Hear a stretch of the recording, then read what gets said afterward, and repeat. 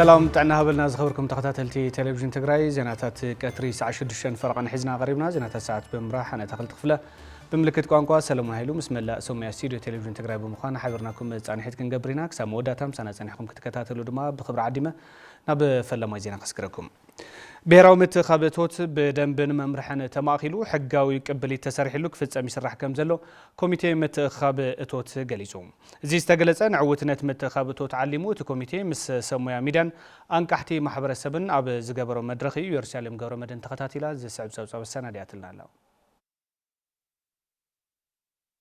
نعوتنت بهراو متأخاب هافت زعلمة لعلوة حلفتي سوميا ميدان أنقحتي محبرسبن استرخبوا المدرخ تخايدوم حلفيت بيرو قدات كومنيكيشن تقراي ويزرو شويت عديسوم تقراي اتست أخاخب اتوت تمزابلتي بوحسا قباب نام مربتهم تماليسوم اقري كتخلون مانتهز بتقراي كبلو أكالم نزقودلو وقعات زوع المخانون يحبرام نهلاوة تقراي تقارن مسوعات زخفولو جاقانو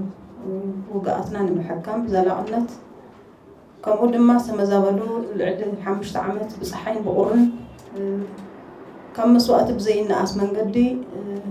قدايات كوينم زلو تمزابلتنا وحسب سخونه من قدنا مربتهم من الملاس تملي سمون اقرن متكال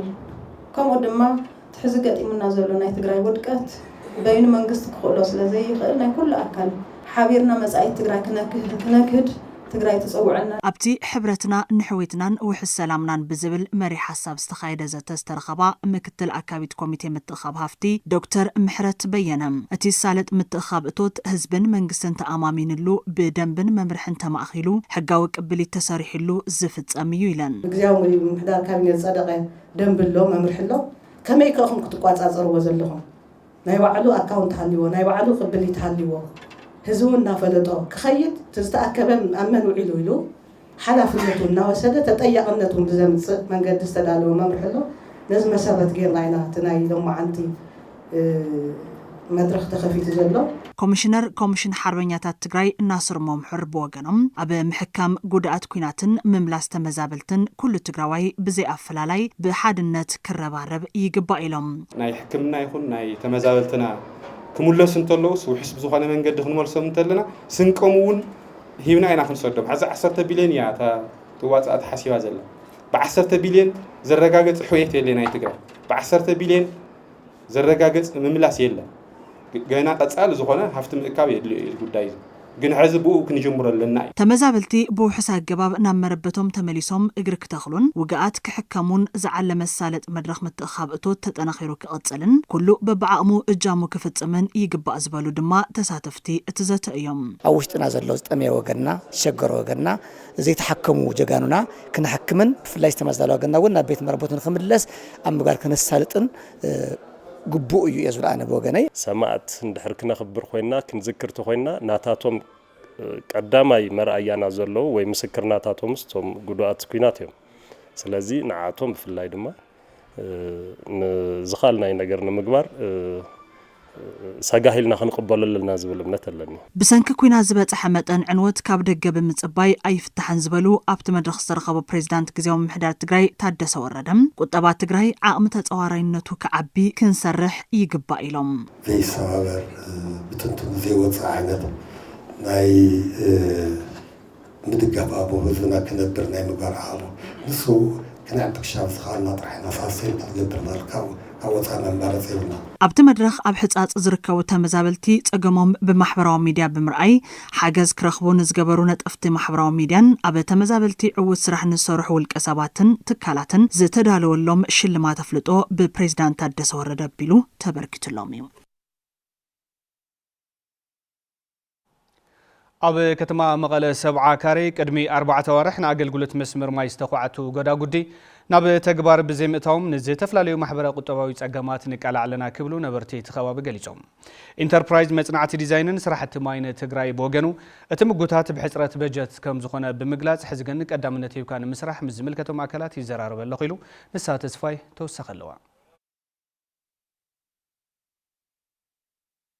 نبرتي كتما مقالة 7 كاري قشت ود قصلا قدم 4 ورحي ناب حد غزا ماي نمئتاو زعلمه كوعت غدا غدي بمجمارو زنبرم صقم مستماي كم زقالللهم لوعل تسفا كم زنبرم غليطم يخون امبر اتزرغح ماي بمغوتاتو زنبره تسفኦም ጸልሚቱ كم زلو زغلصوتم نبرتي يتراف زنبرم صقم ماي كفتح عدتاتن هጻውንትን ናብቶም ዝተخعاتو غدا غدنا اتو نستفلاليو حدغاتات كقالعو غيروم كم زلو يገልጹ 4 ورح يقبر كابز كوعز غدغاد زي غدغاد تخعيتو كل ما يكاتوكم يتهيلنا عبين اشتين كله تسفا غير نيرو حزقنت غدغاد 4 ورح بقى هاهيلو تشكمنا هنأتي نخيل سراح وعيلو سو كأتي يخيل مشت لا غدا غدي اتلو خوعيتم ها هبيلم وخيدم تايم كوينو من دعي بوصص كمصنا ما يكون بطعمي ن شكلنا إنا نيرنا حزدار قاب ما يتمصتلص اقامات بطعمي نزحن ما يكأتي ورح كصنحون يا مسلنا بطعم تحقسنا كاوغن تقاريصو مستقارصه مكينا باجاج بقولو محدادرو حراسات كباجاج تصويعهم حراسات كمصا كوصا يخلاي غدغاد يገزن كاتا يخلاي حموموم بغرانچل وصسب وصي خلي ما تحبابري كوميتي مسرت لمعات قشت ود قصلا 7 كاري ايته حدش قبر ليوانس كم زبلوا نزملكتو اكل بتدغاغامي انتحتتكوا زاغيد فتح كرخبو كم زي خالو يزاربو قعتا مستجمره أو حال حليفو نقورو حد ما ها نابول نخدو أصقام مسكونه بترجعام مسبت ناي كوشة محضرتون كنا أنت أمس جورز الله ويطيق عنده يركونا أنت أي أصقام تليون بعدنا نفتح كان حجوز زمزبلون بزح رجعنا أنا ياو ما تشرح هذا الخبرنا يملسي كانت بجت عاصينا أيو من كسر حين قلنا زبل ملسي توه هايبنا نازم الكتو أكل زغربهم حتوتات زي عقب مخنات كم الزوها ومزارة ودما أما حداري وشوت ودقت ألا 7 كاري أي تحبنا بالرأيهم إتي تفشع عن تبولك العلاقة اللي تشحي حدا إتي 8 يسدر مرح يزلنا ماتي ياو تهذي بتعم بصبق تجمرنا هل يتعم زول ساتهم مجمرة عصيد يوم زي ما خني نيرو عصيد سلالو سرحتني سينا أو خلاي مخنيت زقرو وجن تايوم ترجع من تيوم نيرنا هنا أو خلاي مخنيت باجتي تلاقناي مسكنتي وانا قاقر لنا هنا من وكن قبرني خالناي زبل ملستات يوم زونها ماجي تلفزيون تግራይ እቶም ነበርቲ ዘልዓልዎም ሕቶታት መሰረት ብምግባር ንኢንተርፕራይዝ መጽናዕቲ ዲዛይን ስራሕቲ ማይ ትግራይ ሓቲቱ ኣይተ ተስፋኣለ መድሃንየ ኣብቲ ኢንተርፕራይዝ ተወጻጻሪ መሃንዲስ ኣብ ዝሃብዎ ምላሽ እዚ ፕሮጀክት ብሕጽረት ባጀት ከም ዝተጓተተን ሕዚ ግን ኣብተን ዝተኹዓተ ከባቢታት ዝርከብ ጎዳጉዲ መስመር ማይ ቀዳምነት ተዋሂብዎ ክስራሕ ብሓፈሻ ድማ እቲ ፕሮጀክት ሙሉእ ንሙሉእ ተግባራዊ ንምግባር ምስ ዝምልከቶም ኣካላት ኣብ ምዝራብ ንርከብ ኢሎም ጠቕላላ ተውዕል ክእሰር ከሎ ልዕሊ 1.1 ቢልዮን ውዕል ተኣሲሩ ثلاث عين بروجكتات نيوز وعلزي حدا ناي ميتر ساعة كار بروجكتي لعلي 248 كيلومتر تاكل تبو زرق حلو خالي ناي غني 15 متر بصراحتني سالساي خاني ناي غداغوت ناي شتشو غداغوت حدا قعدتني هما تزين حدا ينوع تاثير ماتي وناو صراحه تجمير مالتي زيات مزن وعاصو زلكم زين طقم تورح توقعتين زي بمله ولا وزلني على حدا نتكفل كتما لتريد تقول لهم او طقم تورحي لان مجمرك جمر كل توقعتين دوري حد تجمر يلي طيب مستوقعتين هم زلكم صراحه يطفي ما كونتراكت يا خفلي مسنا بجست تحينا ما كنت يا ذاك الموتيلري وي نغيرنا نير افريقيا نير صراحه يقنسنا له نامدينا خفليت ناس بجست متحصر زياتنا غرينا نرينا ناوصي حدش نغ مفتحي تجمرني زنا تجمر لك ودا حصير معلتي كاوغن عاي صراحه كن يسلو زلو حصير معلت مكحست النوطيا كجمهور زلو حساب مردات حفناينا ያው ጅምሪም ዘሎ حسابنا ተقرأ ሙሉ حيلو ማለት ምምሕዳር ከተማ ዓብይ ዓዲ ን1350 ስድራ ስዋዕትን ሓርበኛታትን ንመንበሪ ዝኸውን ቦታ ከም ዝዓደለ ፍሊጡ ሪፖርተርና ንጉሰ ማረ ዝለኣኹ ጸብጻብ ገብረ መስቀል ኪሮስ ከም ሰዑ ካቀርቦ እዩ ምምሕዳር ከተማ ዓብይ ዓዲ ኣብታ ከተማ ንዝርከቡ ስድራ ስዋዓት 3 ምዕራፍ ንመንበር ዝኸውን ቦታ ክዕደል ገይሩ ተጠቀምቲ ትዕድል ዝኾኑ ስድራ ስዋዓት ምንተ ድሕንነት ህዝቢ ክብሉ ክቡር ዋጋ ዝኸፈሉ ተጋረልቲ ስድሮኦም ኣብ ጸገም ንኸይወድቁ ብምዕላም ምምሕዳርታ ከተማ ንነብሲ ወከፎም 140 ካሬ ሜትሮ ንመንበር ዝኸውን ቦታ ምዕዳሉ ከም ዝሕጎሶም ይዛረቡ ናውጥዒ ቦታ ክንልውጠኩም ኢሎም እውን ኣኪዮምና ንየው ናይ መለወጥ ቦታ ለ ወረቃይተ ሒዘ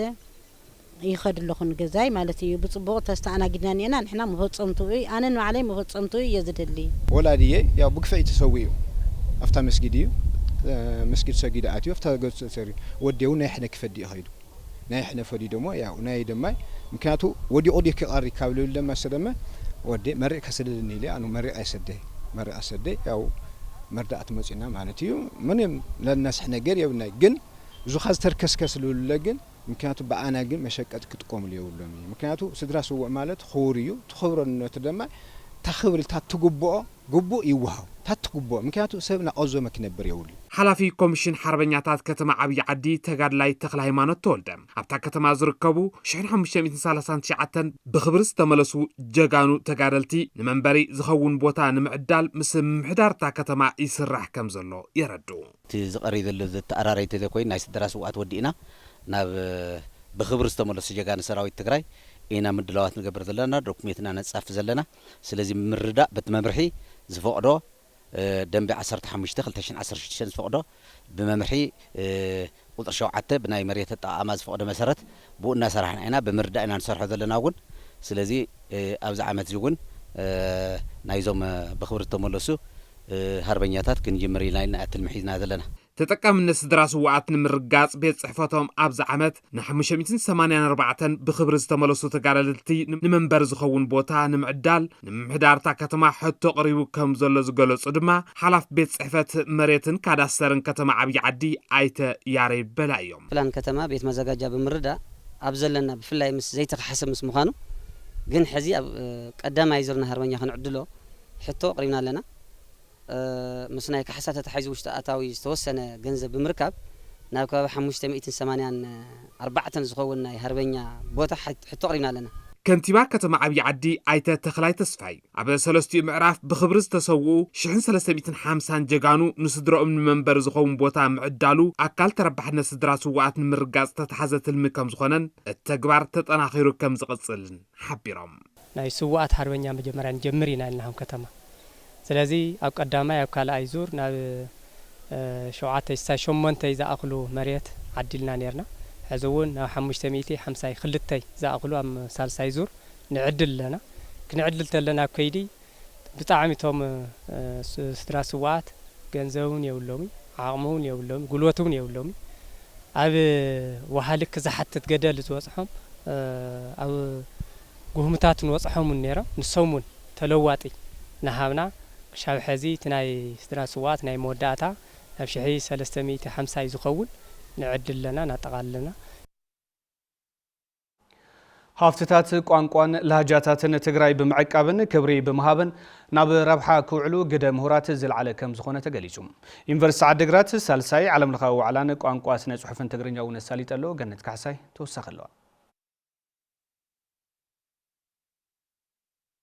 ዩኒቨርሲቲ ዓዲግራት ሳልሳይ ዓለም ለኻዊ ዋዕላ ቋንቋን ስነ ጽሑፍን ትግርኛ ካብ ወፃን ውሽጢ ዓድን ዕዱማት አጋይሽ ኣብ ዝተረኸብሉ ኣካይዱ ኣብቲ ዋዕላ ዝተፈላለዩ መጽናዕታዊ ጽሑፋት ቋንቋ ትግርኛ ዝቐረበ እንትኾን እንታይነት ስያመ ቋንቋ ብሔረሰብ ኢሮብን ስነ ስርዓት ጽሑፍን ቀሪቡ ተዘቲሉ እዩ መጽናዕታዊ ጽሑፍ ዘቕረቡ ኣባ ሓጎስ ወልዱ ንቋንቋ ኢሮብ ሓዊሱ ኩሎም ቋንቋታት ትግራይ ንምዕባይ ስነ ጽሑፋዊ ቅርጾምን ስርዓቶምን ምዝግባእ ተጸኒዖም ኣብ ረብሓ ክውዕሉ ሓቢርካ ምስራሕ ኣገዳሲ ኢሎም ናትና ጥቕሚ ናትና ስነ ጽሑፍ ናትና ከይዲ ሜቶዶሎጂ ካልኦት ወሲዶም እዮም ዝጥቀሙሉ ኣይንፍጽሞን ንምንታይ ምኽንያት ክልተ መንገዲ መጀመርያ ትኩረት ኣይንህቡን ካልኣይ እዚ ከባቢ እዚ ዞባዚ ኩሉ ግዜ ካብ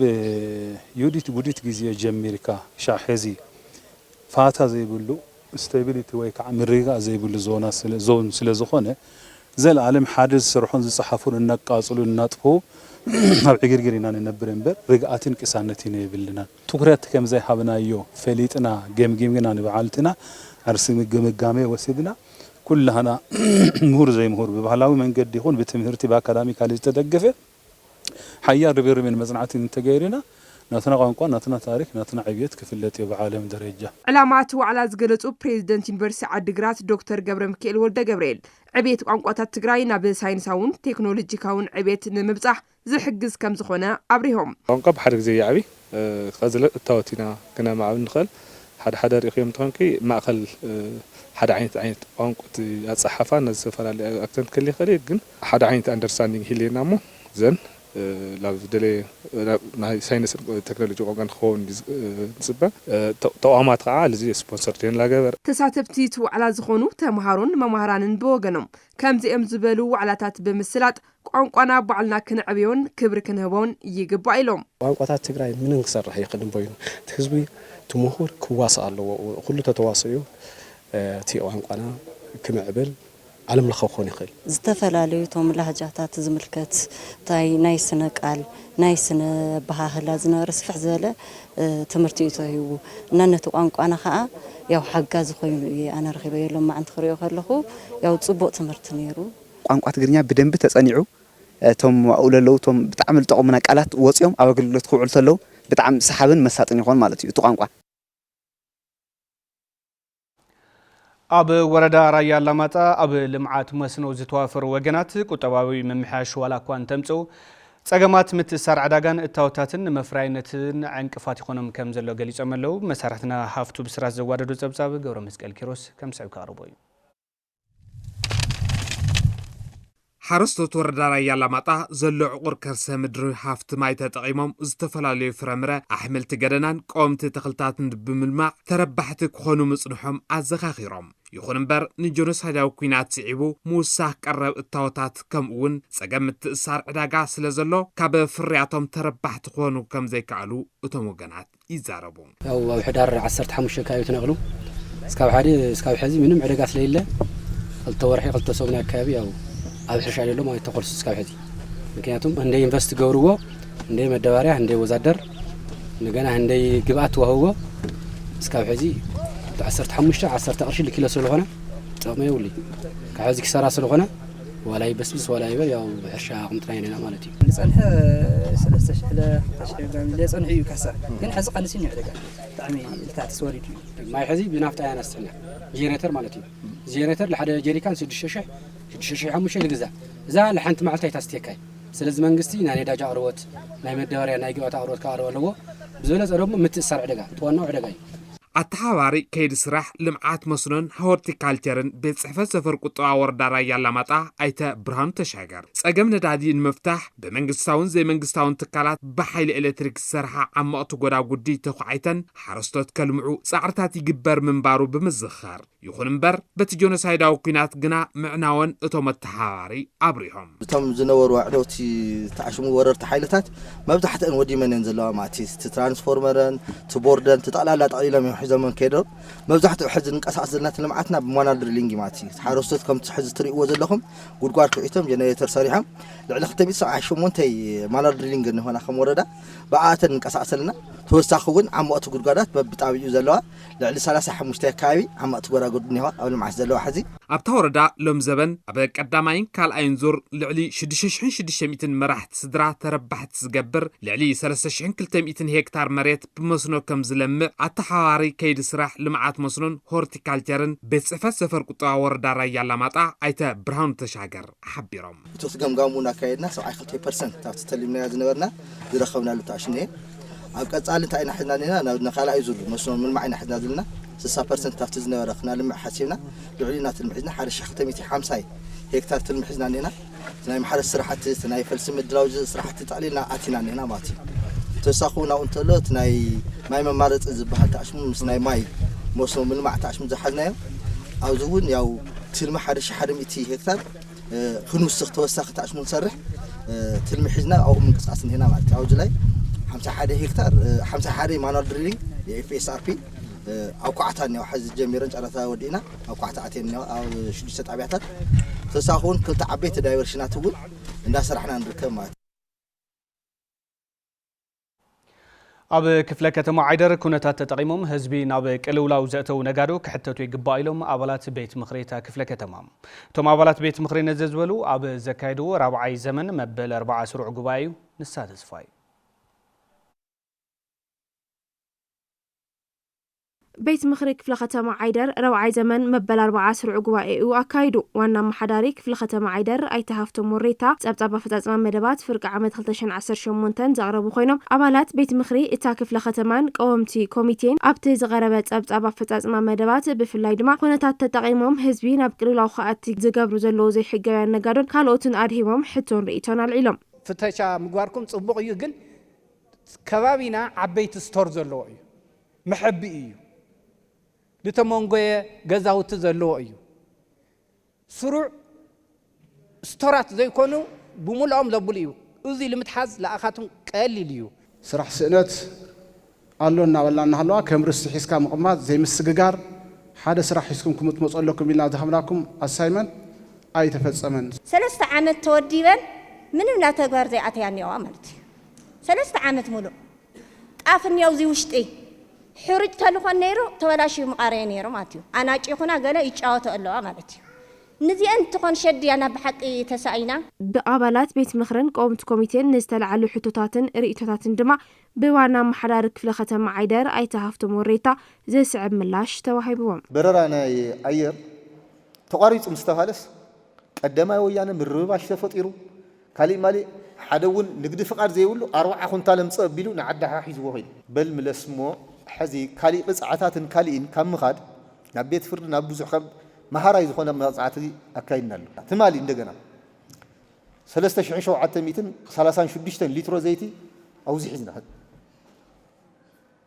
ኣብ ኣን ሃልየት ማሕበረሰብ ተጸዊዑ ተኸፋፊሉ ክሳብ ሕዚ እኮ ብናይ መሶ ፋብሪካ استلعلو كساب ذا ساعات زيا تلوات بوتا زي رخو له بمخنات استلعل له بمنقد استلعل له تمو ودي من يمزلنا زوج حمنا سيات بزاب زي أنيا حطن هاللوم تتقمت زي قبرنا يوم جن بوسن ملك عفتي تخيل زلو مسوا فابريكا كتقوم اللو من نازتنا يوم زي حتى زي نمزبن كندستخ عالم الزوان الزار بلنا أفتاز الله تزوا بجت استوصلنا كحساب مريض كحيسو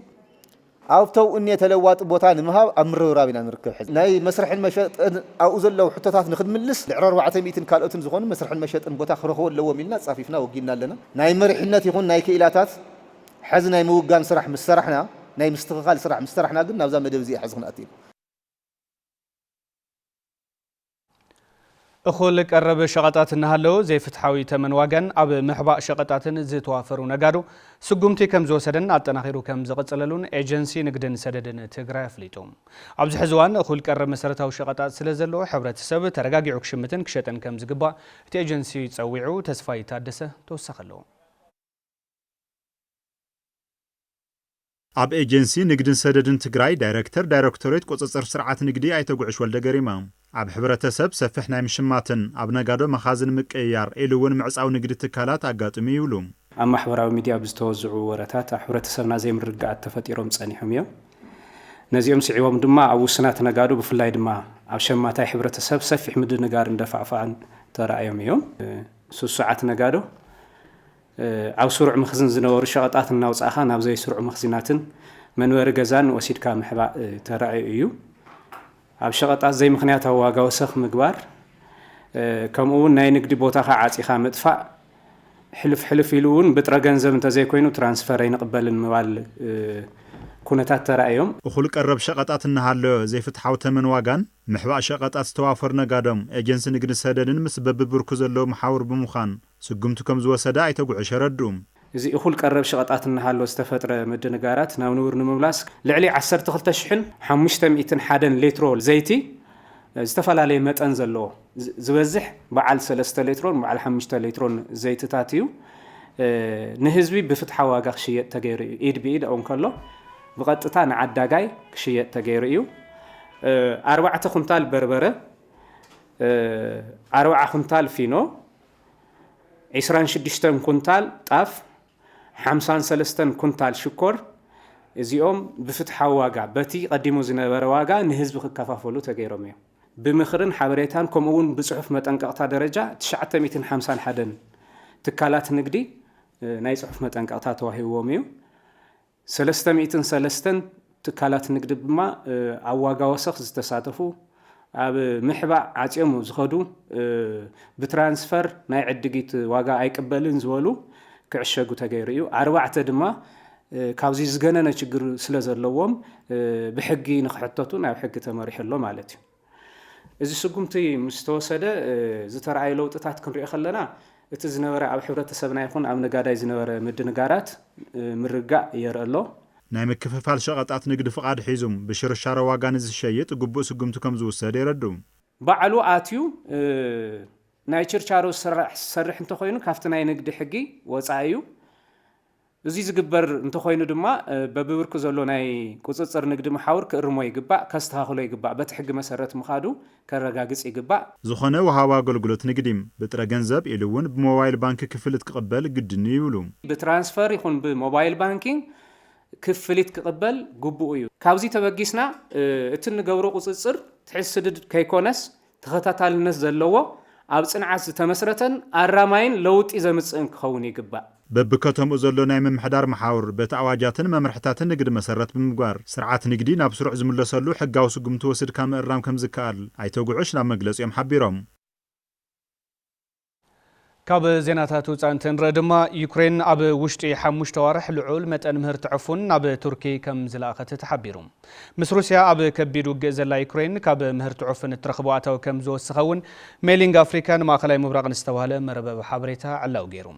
ቱርኪ ትገብሮ ዘላ ጠለብ ምህርቲ ዩክሬን ሩስያ ኣብ ሰደድ ምህርቲ ሕርሻት ሃገር ክተካይዶ ፀንሐት ዕንቅፋታት መፍትሒ ኮይኑ ምህላው ዘዘኻኸረ ትጸብጻብ እቲ ጠለብ ምስ ምህርቲ ደርሁ ቱርኪ ይተኣሳሰረ ምህላው ነመላኺቱ ዩክሬን ናብ ቱርኪ ካብ እትልኾ ምህርቲ ዕፉን ብተወሳኺ ወደባት ቱርኪ ተጠቂማ ናብ ኣፍሪካን ሃገራት ኣውሮፓን ሰደድ ንምግባር ዕድል ከም ዝተኸፈተ ዝተገለጸ ኮይኑ ጣልያን ዝለዓለ ተጠቃሚት ክትከውን ምኽኣላ እውን ተሓቢሩ ካብ 27 ለካቲት ክሳብ 13 መጋቢት 2018 ዓ.ም ንሓደ ሜትሪክ ቶን ዕፉን ልዕሊ $222 ተቆሪጹሉ ምህላው ዘብርሁ መተሓባበርቲ ዕዳጋ እቲ ዋጋ ቅድሚ ጥቅምቲ ካብ ዝነበረ ዝወሰኸ ምዃኑ ጸብጻብ ሚሊንግ የብርህ ክብል መሳርሕትና ገብረ ዝጋቤር ኃይሉ ጸብጺቡ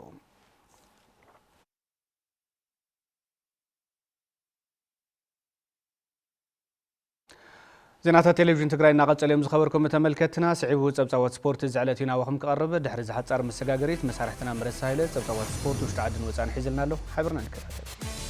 የመስገን አታክልቲ ሰላም ዝኸበርኩም ተመልከትና ነሰዓት ዝበልናዮም ዜናታት ስፖርት ሒዘ ቀሪበ ለኹ ምስ ዜናታት ስፖርት ሰዓት ድማ ምረሳ ኃይለ ፈለማግን ሲቢኢ ፕሪሚየር ሊግ ኢትዮጵያ ዝምልከት ዜና ናወኹም ከብል መበል 19 ሰሙን ሲቢኢ ፕሪሚየር ሊግ ኢትዮጵያ ትማሊ ብብርክት ዝበሉ ግጥማት ቀፂሎም ተሳሪጦም ኣለዉ በመሰረት እዚ ድማ ጋንታ መቐለ 70 እንደርታ ተሳዒራ ወልዋሎ ዩኒቨርሲቲ ዓዲግራት ድማ ማዕረ ተፈላለያ ምስ ንገዲ አርሲ ዝገጠመት ጋንታ መቐለ 70 እንደርታ ረሆቦት ሶሎሎ ብዘቆፀራ ብሕታዊት ጎልያ ሓደን ባዶ ክትሰዓር ኪላ ዘላ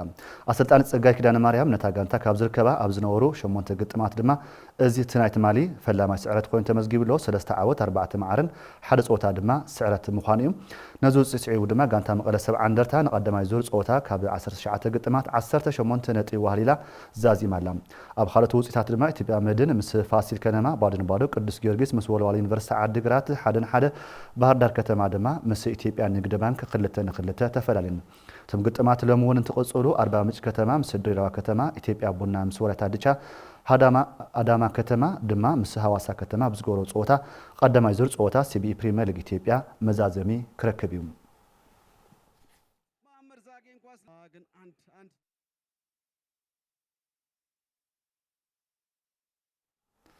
እዚ ከም ዝለና ሃለወ ኣብ ጾታ ሲቢኢ ፕሪሚየር ሊግ ኢትዮጵያ ይሳተፋ ካብ ዘለዋ ጋንታ ትግራይ ጋንታ ወልዋሎ ዩኒቨርሲቲ ዓዲግራት ተሓንቲያም እዛ ጋንታ ድማ 19 ጾታ ካይዳ ቀዳማይ ዙር ጾታ ድማ ዛዚማላ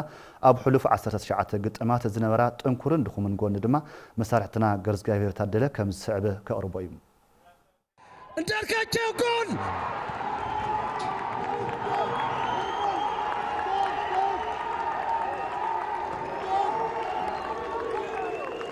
ሀዲያ ሆሳዕና ኳሱን ወልዋሎ ዓዲግራት ዩኒቨርሲቲ ጨዋታውን ተጫውተው 1-0 እየመሩ ይገኛሉ ወልዋሎ ጋንታ ወልዋሎ ዩኒቨርሲቲ ዓዲግራት ኣብ ሲቢኢ ፕሪሚየር ሊግ ኢትዮጵያ ይሳተፋ ካብ ዘለዋ ጋንታ ትግራይ ሓንቲ ኮይና ኣብዚ ዘመነ ውድድር ክካየዱ ካብ ዝተመደቡ 38 ግጥማት እቶም ፍርቂ ኣካይዳላ ኣብ መበል 19 ምስ ቅዱስ ጊዮርጊስ ገጠመት ጋንታ ወልዋሎ ዩኒቨርሲቲ ዓዲግራት ብማዕረ ውፅኢት 1-1 ተፈላለያ ዳዊት ከብሮ ጥሩ ዴሊቨሪ ምናልባት ዳዊት ወርቃማ ድል ለወልዋሎ ዓዲግራት ዩኒቨርሲቲ ጎል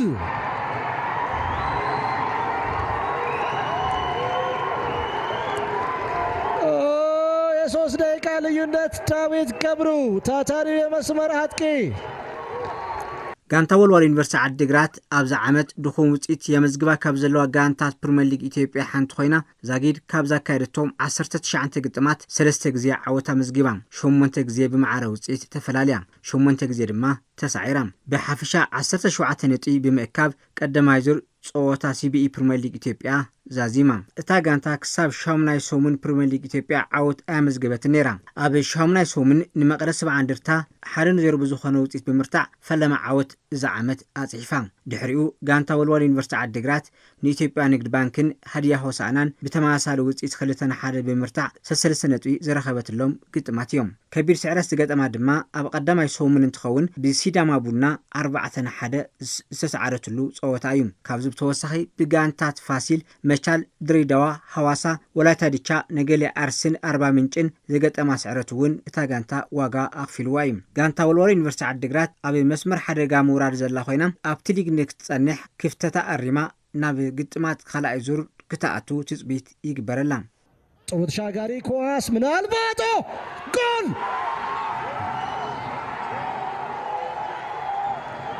ኤፍሬም ኃይለማርያም ተቀይሮ ገብቶ ጎል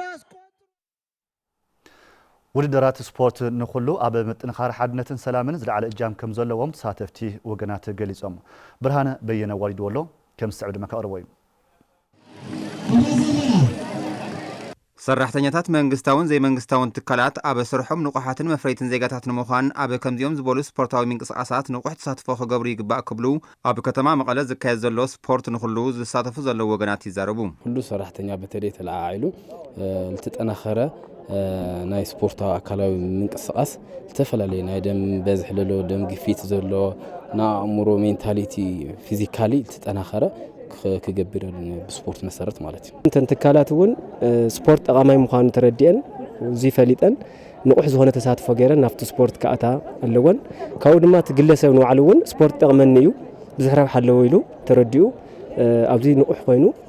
ወይ ድማ ተሳታፋይ ክኾን ኣለዎ ኢሉ ወይል ሰራሕተኛው ብደንቢ ብሞራል ይኹን ብጥዕና ክሓልዩ ክካየድ ምንቲ ምስ ካልእ ዘለዎ ሪሌሽን ለ ከጠንክር ምንቲ ኢሉ ይውሰድና ነዮ እና ብቆንጆ ብጽቡቕ መንፈስ ጀሚርና ነና ደስ በሃሊ ካብ ዘለናሉ ኣካላውን ልበናውን ቅልውላውን ምድሓን ስፖርት ሓደ ዓርሱ ዝኸኣለ መድሕን ብምዃኑ ኩሉ ዝምልከቶ ኣካል ተዋሊዱ ክሰርሕ ይግባእ ይብሉ እቶም ተሳተፍቲ ዝተጠናኸረ መልክዑ ናብ ልሕሸ ደረጃ ክበጽሕ ስፖርት በተለይ ኣብ ትግራይ ዳግመ ሕወቱ ብዝጠንከረ መልክዑ ንኽስራሕ ዓብዪ ተራ ክጫወት ስፖርት ፌደሬሽን ማለት እዩ ሓደ ብላዕሊ ዝመርሕ ዘሎ ስፖርት ኮሚሽን እውን ንኹለን ኦርጋናይዝ ገይሩ ኣተሓባቢሩ ኩሉ ክሳተፍ ኣብ ምግባር ዝዓበየ ግደ ኣለዎ ተጀሚሩ ዘሎ ስፖርት ንኹሉ ኣብ ዝተፈላለዩ ትካላት ብዝተፈላለየ ዓይነታት ስፖርት ተጠናኺሩ ከም ዝቕጽል ዝገለጸ ድማ ጸሓፊ ፌደሬሽን ኩዕሶ እግሪ ትግራይ ብርሃነ ትኩ እዩ ኣጻላይ መርሃ ግብርታት እናዘጋጀና ብእግሪ ኩዕሶ ብቻ ይኮን ተፈላለዩ እንቅስቃሴታት ኣካል ብቕዓት ተፈላለዩ በብሰፈሩ ስፖርት ቦታና ግዜ ኣይኮነን ዝፈሊ ኣብ ተፈላለዩ ቦታ ኣብ ዝኮለኻዮ ቦታ ዝሰርሐሉ ስራሕይና እዚ ዕፅወ ይኾነ ኣጻላይ ተፈላለዩ ስራሕታት ተፈላለዩ ድርታት መርሃ ግብር ተም ካልእ ትካላት ዝቐረዩ ትምንቲ ኩለን ኣትዋን ካልእ ትካላት ኣትዋን ኣጻላይ ግን ተጠናኺረን ዝመጻሉ መንገዲ ናይ ባዕለን ፕሮግራም ክነዘጋጀወልና ማለት እዩ ስፖርታዊ ውድድር ሰላምን ሓድነትን ኣብ ምጥንኻር ዕዙዝ ተራ ኣለዎ ዝበሉ ኣመራርሓ ቦርድ ክለብ መቐለ 70 እንደርታ ኣይተ ይርጋገር ዚሄር ስፖርት ንኹሉ ሰላምን ፍቕርን ኣብ ምጽናዕ ኣገዳሲ ብምዃኑ ኩሉ ክስዕቦ መልእኽቶም ኣመሓላሊፎም ሰባት ልቦም ካሃድእ ሰባት ልቦም ተስፋ ክገብር ኣብ ምግባር ኣስተዋጽኦ ክገብር እዩ ኢለ ይኣምን ዝኸበርኩም ተመልከትና ነሰዓት ዝበናዮም ዜናታት ስፖርት ቴሌቪዥን ትግራይ ነዚኦም መሰል ነይሮም ናባታ ኸልቲ ክምልሰኩም ብወገነይ ኣብዛዝ መለኹ ሰላም يغنيلي مرسا ጸብጻባት ስፖርት ተኸታቲልና ተመሊስና ዝኸበርኩም ተመልከትና ንቐትሪ ሰዓት 6 ፈረቓን ዝሓዝናዮም ዜናታቱን ኣብ ዜና ክንዛዝም ስለ ትምክታልኩም ክብረት ያብልና በብዘለኹሞ ብሩኽ መዓልቲ